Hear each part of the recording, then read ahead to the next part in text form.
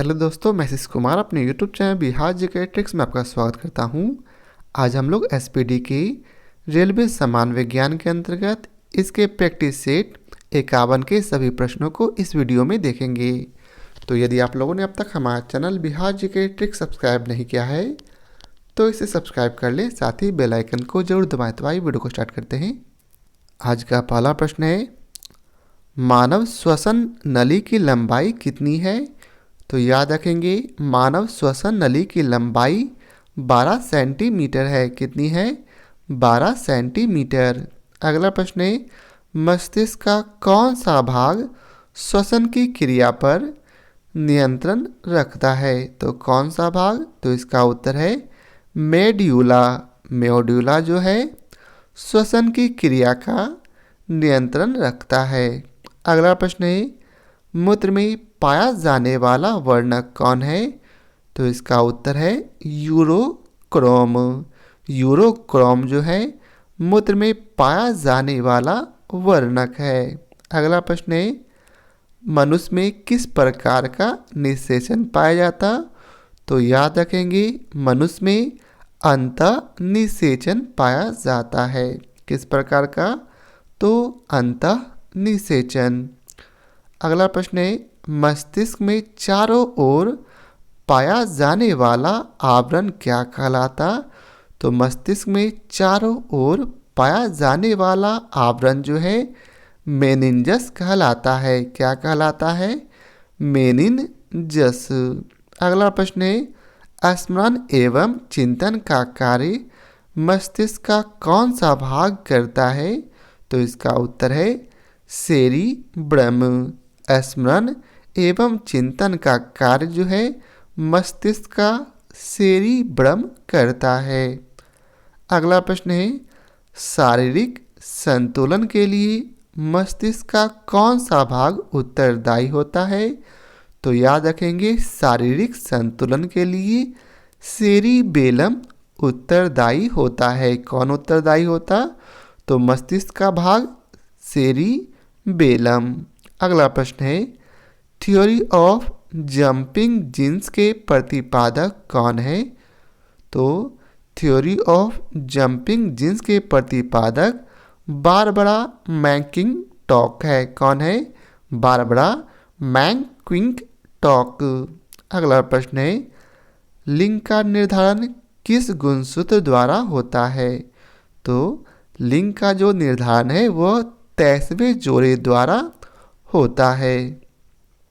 अगला प्रश्न है, मानव त्वचा का रोग किस वर्णक के कारण होता है? तो किस वर्णक के कारण? तो इसका उत्तर है मिलेनिन वर्णक के कारण। मानव त्वचा का जो रोग होता है वह मिलेनिन वर्णक के कारण होता है। अगला प्रश्न है, त्वचा का मुख्य संघटक कौन है?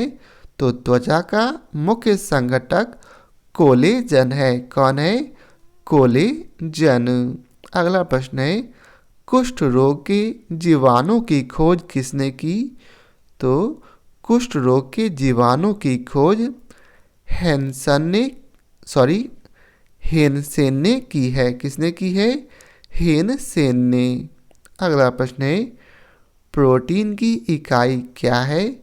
तो प्रोटीन की इकाई अमीनो अम्ल है। प्रोटीन की इकाई क्या है? अमीनो अम्ल। अगला प्रश्न है, एटीपी का निर्माण कहाँ होता?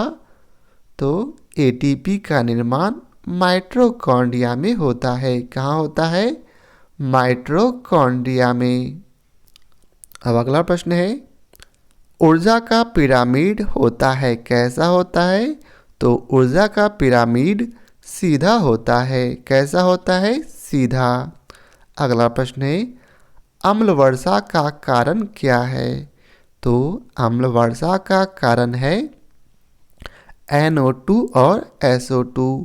अम्ल वर्षा का कारण है NO2 और SO2। अगला प्रश्न है, हमारे शरीर के किस अंग में एंटीबॉडी बनते हैं?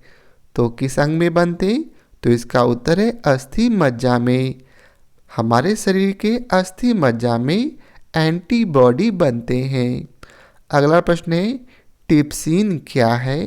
तो टिप्सिन जो है यह एंजाइम है। टिप्सिन क्या है? एंजाइम। अगला प्रश्न है मनुष्य के मूत्र का पीएच मान कितना होता? तो मनुष्य के मूत्र का पीएच मान 6 होता है, अर्थात यह अम्लीय है। अब अगला प्रश्न है क्रोमोसोम शब्द सर्वप्रथम किसने दिया था? तो क्रोमोसोम शब्द जो है सर्वप्रथम वाल्डेयर ने दिया था। किसने दिया था? वाल्डेयर ने। अगला प्रश्न है जब बर्फ पानी में तैरती है तो उसके आयतन का कितना हिस्सा पानी के ऊपर आता? तो कितना हिस्सा? तो इसका उत्तर है 1/10वां हिस्सा। जब पानी बर्फ में तैरती है तो उसे आयतन का 1/10वां हिस्सा पानी के ऊपर रहता है। अगला प्रश्न है अपमार्जक मिलाने पर पानी के पृष्ठ तनाव पर क्या प्रभाव पड़ता? तो इसका उत्तर है इसका पृष्ठ तनाव घट जाता है। कब? अपमार्जक मिलाने पर पानी के पृष्ठ तनाव पर क्या प्रभाव पड़ता? तो इसका पृष्ठ तनाव घटता है। अगला प्रश्न है ऊष्मा का सर्वोत्तम चालक होता है कौन?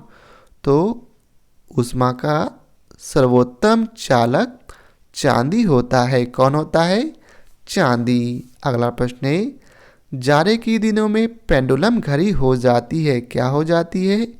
तो जाड़े के दिनों में पेंडुलम घड़ी तेज हो जाती है। अगला प्रश्न है कैमरे की दीवार पर कौन सा लेंस होता? तो याद रखेंगे कैमरे की दीवार पर अवयोत्तर लेंस होता है। कौन सा लेंस? अवयोत्तर लेंस, सॉरी उभयोत्तर लेंस। कौन सा लेंस? उभयोत्तर लेंस। अगला प्रश्न है नेत्र तंतु किस सिद्धांत पर कार्य करता? तो नेत्र तंतु जो है पूर्ण आंतरिक परावर्तन सिद्धांत पर कार्य करता है। नेत्र तंतु जो है पूर्ण आंतरिक परावर्तन सिद्धांत पर कार्य करता है। अगला प्रश्न है प्रकाश की गति सर्वाधिक होती है किसमें? तो प्रकाश की गति जो है सर्वाधिक निर्वात में होती है। किसमें होती है? निर्वात में। अगला प्रश्न है लेंस एवं प्रिज्म के निर्माण में कौन सी कांच प्रयुक्त होती है? तो कौन सी कांच? तो इसका उत्तर है फिलंट कांच। लेंस एवं प्रिज्म के निर्माण में फिलंट कांच का उपयोग किया जाता है। अब अगला प्रश्न है लेंस को रगड़ने से उसकी फोकस दूरी क्या होती? तो उसकी फोकस दूरी बढ़ जाती है। जब हम लोग लेंस को रगड़ देते हैं तो उसकी फोकस दूरी बढ़ जाती है। अगला प्रश्न है विद्युत ऊर्जा का मात्रक क्या है? तो याद रखेंगे विद्युत ऊर्जा का मात्रक किलोवाट प्रति घंटा है। क्या है? किलोवाट प्रति घंटा। अगला प्रश्न है बल्ब का फिलामेंट टंगस्टन का ही क्यों होता है? क्योंकि इसका द्रव्यनांक उच्च होता है। क्यों होता है? क्योंकि इसका द्रव्यनांक उच्च होता है। अगला प्रश्न है विद्युत बल्ब धारा के किस सिद्धांत पर कार्य करता? तो विद्युत बल्ब जो है धारा के ऊष्मीय प्रभाव सिद्धांत पर कार्य करता है। अगला प्रश्न है साबुन के बुलबुले को यदि आवेशित कर दिया जाए तो उसकी आकृति क्या होगी? तो उसकी आकृति बढ़ेगी। कब? जब साबुन के बुलबुले को यदि आवेशित कर दिया जाए तो। अगला प्रश्न है क्रोनोमीटर का प्रयोग किया जाता है किसमें? तो क्रोनोमीटर का प्रयोग जो है वह जलयानों में किया जाता है। किसमें किया जाता? जलयानों में। अगला प्रश्न है तत्वों के रासायनिक गुण किस पर निर्भर करते? तो इसका उत्तर है परमाणु संख्या पर। तत्वों के रासायनिक गुण परमाणु संख्या पर निर्भर करते हैं। अगला प्रश्न है कुहासा वस्तुतः एक घोल है किसका? तो कुहासा जो है वस्तुतः वह गैसों में द्रव का घोल है। अगला प्रश्न है, निलंबित कणों का आकार होता है कितना? तो निलंबित कणों का आकार 10⁻⁻5 सेंटीमीटर होता है। कितना होता है? 10⁻⁻5 सेंटीमीटर। अगला प्रश्न है, कोलाइडी कणों का आकार होता है कितना? तो कोलाइडी कणों का आकार जो है वह 10⁻⁻5 से 10⁻⁻7 के बीच होता है। अगला प्रश्न है, पीएच का निर्धारण किसने किया? तो पीएच का निर्धारण सॉरेंस ने किया था। किसने किया था? सॉरेंसन ने। किसने? सॉरेंसन ने। अगला प्रश्न है, शुद्ध जल में हाइड्रोजन आयन सांद्रण का मान कितना होता? तो इसका उत्तर है 10⁻⁻7। अगला प्रश्न है, उदासीन घोल का पीएच मान कितना होता? तो उदासीन घोल का पीएच मान 7 होता है। 7 से आगे क्षारीय और 7 से पीछे अम्लीय। अगला प्रश्न है, अम्लीय घोल का पीएच मान कितना होता? तो जो 7 से कम होगा, 7 से कम कौन है? तो 6 है। तो अम्लीय घोल का पीएच मान 6 होगा या फिर 7 से कम। तो मेन आप याद रखेंगे, अम्लीय घोल का पीएच मान 7 से कम होता है।